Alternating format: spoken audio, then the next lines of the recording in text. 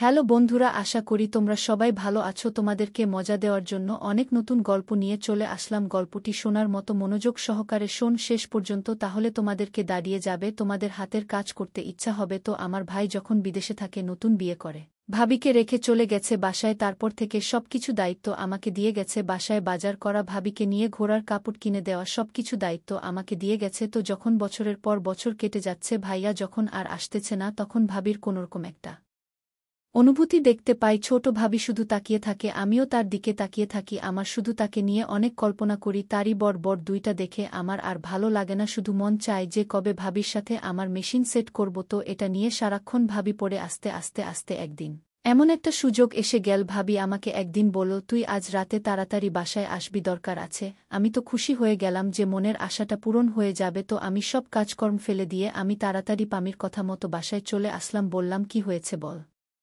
ভাবি বলল, তুই ফ্রেশ হয়ে আমার রুমে আয়, দরকার আছে। আমি তো ভাবি রুমে যাইয়া দেখি কি এক অবস্থা, থেকে তোমার মাথা নষ্ট হয়ে গেল। আমি দেখি ভাবি আমার দিকে অপরূপভাবে তাকিয়ে আছে, আরও ভাবির বেগুনের বলগুলো আমার দিকে তাকিয়ে আছে। আমি দেখে আমায় ফিদা হয়ে গেলাম। আমি বললাম, এই কালাম। আস্তে আস্তে যেভাবে বেগুনের দুইটা আমি হাতে নিলাম, এরপর আস্তে আস্তে করে আমি তাকে ছুঁয়ে দিলাম। দেওয়ার পর আর ভাবি বলল যে থাক, আর খুবই ভালো লাগতেছে তোর খাওয়া দেখি। আমি অনেক দিন ধরে এভাবে খাই না, আমাকে একটু বেশি করে খা, তোর খাওয়া দেখে আমার খুবই ভালো লাগতেছে। এভাবে করতে করতে আমি ভাবির কিছু খেয়ে নিলাম। আমি আমার রুমে চলে আসলাম। চলে আসার পরে তারপর দিন সারাদিন আর কিছু ভালো লাগে না, শুধু ওগুলাই মনে হচ্ছে যে কবে আবার করতে পারব। চলে গেল 7 মাস হয়ে গেল। এমনি একদিন বাজার সাথে আমার প্রচণ্ড পতাকা রেডি হচ্ছে। টুপি, তোমাদের আগের ছেলে বাবু হবে নাকি মেয়ে হবে? ভাইজা মেয়ের বাবু, ছেলে পাবনার মতো। আমি নাকি দেখতে, বোঝা যায় না। সে আমাকে আগের মতো চুপ করে দিল। আমি আর কথা না বলে চুপটি করে তার পাশে বসে আছি। কিছুক্ষণ পর উনি নিচ থেকে ভরে উঠল, আচ্ছা, সময় হলে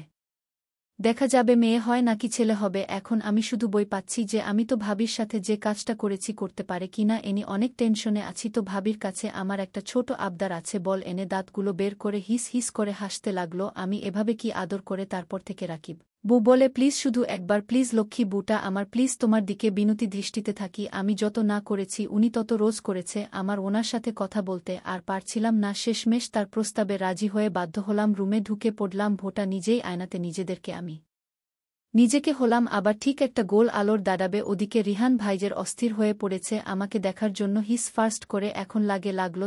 তারপর কয়দিন পরে ভাইজা চলে আসবে, এই কথা ভেবে তো আমিও তো অবাক হয়ে গেলাম। যেতে চলে আসলে আসে, তাহলে তাই না বলা করতে পারবো না রাতে আমার ভালো লাগবে না। আমি বললাম ভাইয়াকে, তুমি আর কয়টা দিন পরে আসো, বাড়িতে একটু সমস্যা আছে। তো ভাইয়াকে যেমনেও রাজি করালাম। পরে বাবাকে বললাম যে ভাই এত তাড়াতাড়ি চলে আসবে, সেদিনকার মতো আবার ওই কাজটি করে ফেলি। ভাবি বলল, ঠিক আছে চলো তুমি তুমি আমাকে সেদিন যে মজা দিয়েছ, এটা আমি আর কিভাবে বলবো, চলো। তারপর আবার রাতের বেলা ভাবি রুমে গেলাম। ভাবির রুমে যে দুটি বিশ্বাস করে খেতে থাকলাম, নিচের খেতেগুলো দেখে চলে গেলাম। তারপর তার সাথে 3 ঘন্টার মতো আমি পানি দিলাম তার জমিতে। তো এভাবেই ভাবির সাথে রোজা আমার তার জমিতে পানি দেয়া হতো। আমাদের আরও 2 বছর কেটে গেল ভাবির সাথে এগুলো করতে। আমার খুবই মজা লেগেছে। তো আপনাকে কারা কারা ভাবির সাথে এরকম কিছু করতে যাবেন, তাহলে চ্যানেলটিকে সাবস্ক্রাইব করে রাখেন। পার্ট 2 আপনাদের মাঝে আবার দেখা হবে।